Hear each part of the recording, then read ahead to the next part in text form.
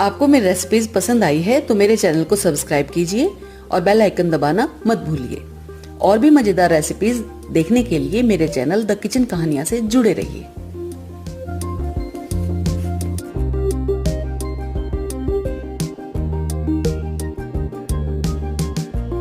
आज हम detox water बना रहे हैं। इसके लिए मैंने का पानी लिया है।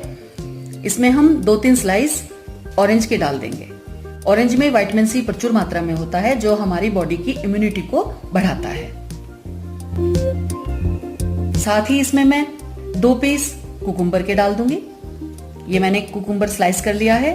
2 स्लाइस हम कुकुम्बर के और कुछ हम फ्रेश पुदीने की पत्ती को डालेंगे। खीरे और पुदीने में एंटीऑक्सीडेंट पाए जाते हैं। इस सब को हम अच्छी तरह से मिक्स कर देंगे और 2-3 घंटा फ्रूट्स को इन्फ्यूज होने के लिए रख देंगे। 2-3 घंटे के बाद हम पानी को पीना स्टार्ट करेंगे। पानी खत्म होने पर इसको हम दोबारा से रिफिल कर सकते हैं।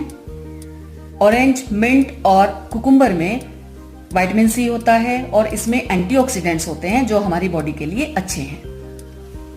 डिटॉक्स पीजिए और स्वस्थ रहिए।